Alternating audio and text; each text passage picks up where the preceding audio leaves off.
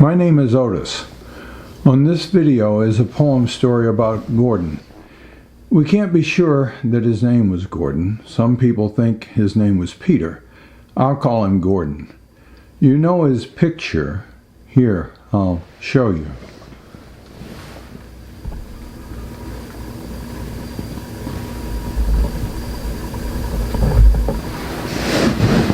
Some people say this is one of the most famous pictures in Americana. Some people say it's the second most famous picture of the Civil War, behind Abraham Lincoln. The reason they say this is found in his story. You see, those scars, so ugly and prominent, were from a beating he received about 6 months earlier, in 1862. The beating was so severe he lost his memory of why he was beaten, and many other things as well. He was nearly beaten to death. His own words were that he lay on the dirt floor of his cabin for months, unable to move. But when he did recover, he made up his mind to run away and join the Union Army. And with much cleverness, that is exactly what he did in the summer of 1863. But in those days, just like now, you had to take a physical before you could be inducted. When he removed his shirt and the officer in charge saw his back, he said, "Oh no, we have to have a picture of this." So they marched him off to the local photographer, and this picture was made. Actually, several were made. When someone else saw this picture, they showed it to someone else. That person then showed it to someone else. You can see where I'm going with this. Finally, within a short period of time, this photograph ended up as a woodcut reproduction in Harper's Weekly, the major publication of the day in the North. As we think of such things today, photography was a new technology. In today's language, this photograph went viral. Maybe it was the first photograph to go viral. The reaction was amazement. You see, at that time, most people in the North were at best ambivalent about this slavery thing. The official language for slavery was the peculiar institution. Most people in the North really didn't know much about America's peculiar institution, other than what they had read in Harriet Beecher Stowe's novel, Uncle Tom's Cabin. But that was dismissed as only a work of fiction, which it was. But this was a photograph. This was long before the days of Photoshop. In other words, this was real. And people in the North were horrified. At last, the institution of slavery had a real face, and real pain, and real suffering. This photograph became the face of slavery. It was reproduced in multiple ways throughout the North. Little postcards were made by the tens of thousands, some say by the hundreds of thousands. They were put in shops and stores. They were put in recruitment centers throughout the North. And gradually, people in the North began to shift and began to think it was the right thing to do to end America's peculiar institution. This one photograph.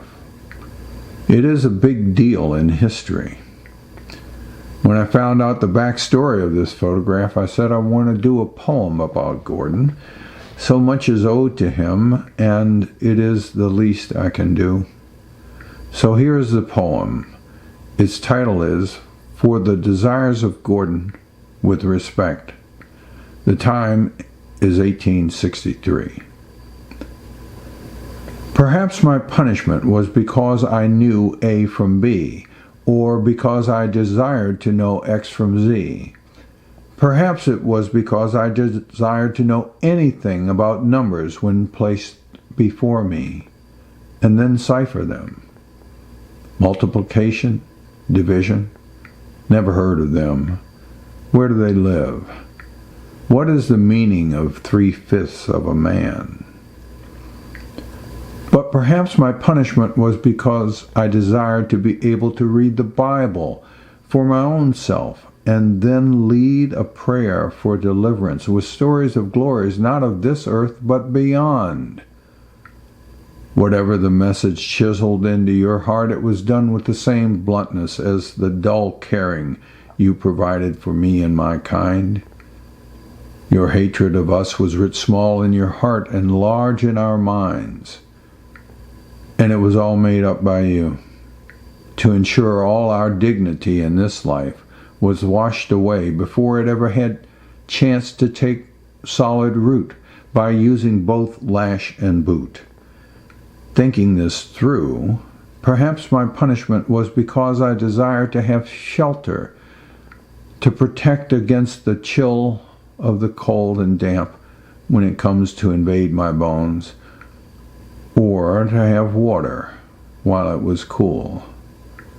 Then again, perhaps my punishment was because I desired to have refuge against winds as unkindly as the ones that brought my fathers' fathers to this land as they sprang forth from the bowels of unthinkable ships.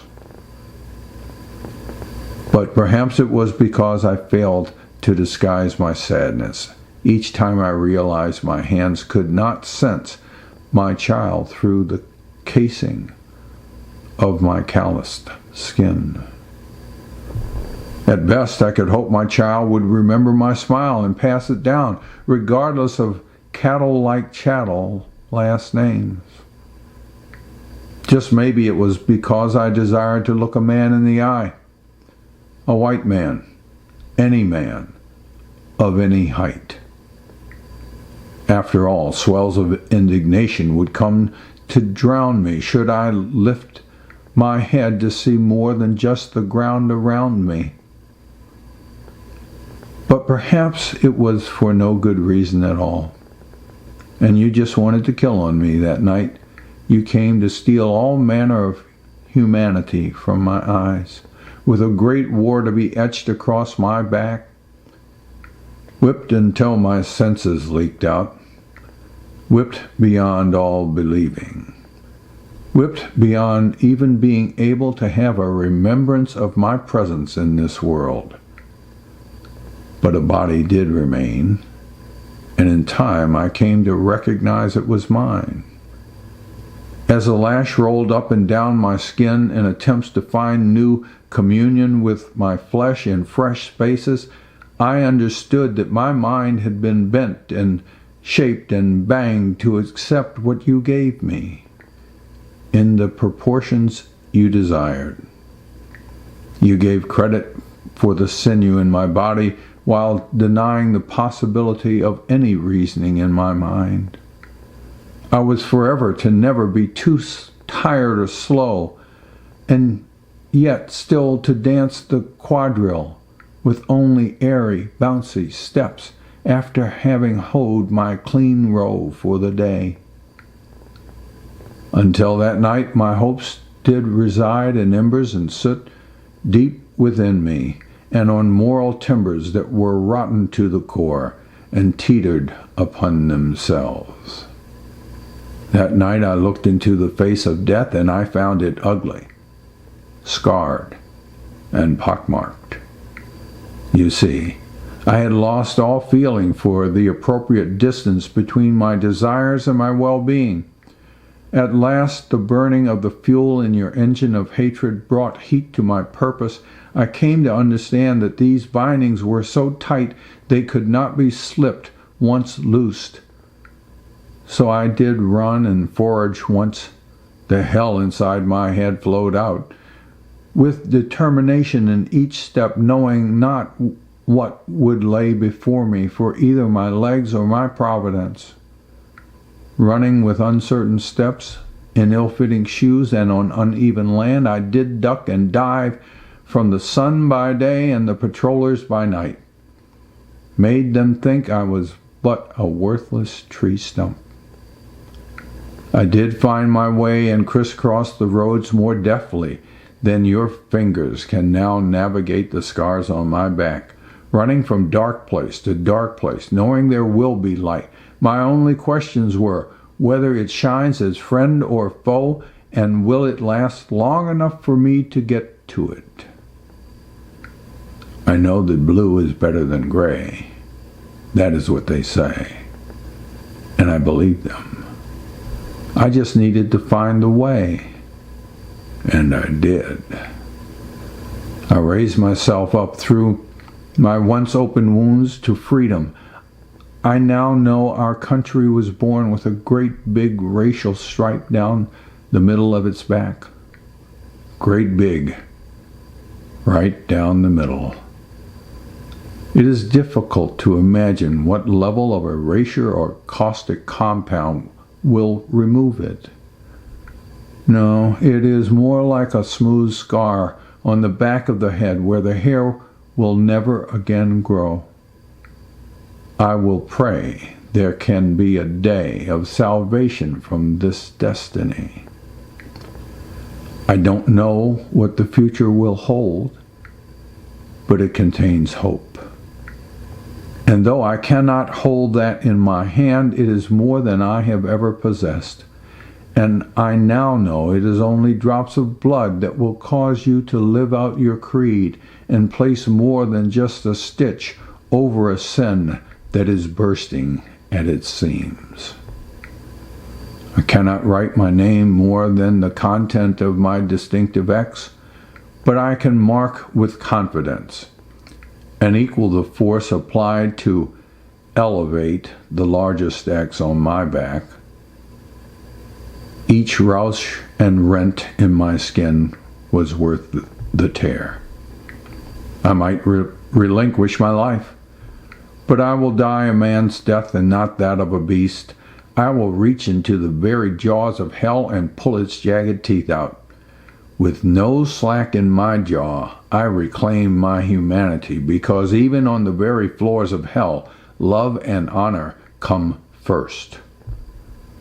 For while I and those around me suffered, it was life, and there was love.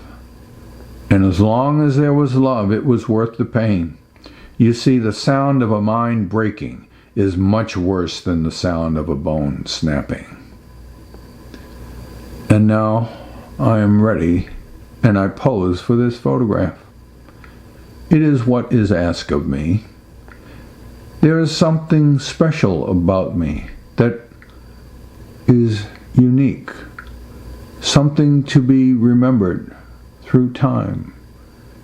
Could it just be that I am a whole man? I have healed from the inside out, but believe the country must heal from the outside in, one precious mind at a time. The thinness found in my frame is a revealer of all my hungered desires, placed on a public display. Well, la-di-da. If you want more information on Gordon, just Google Gordon the Slave.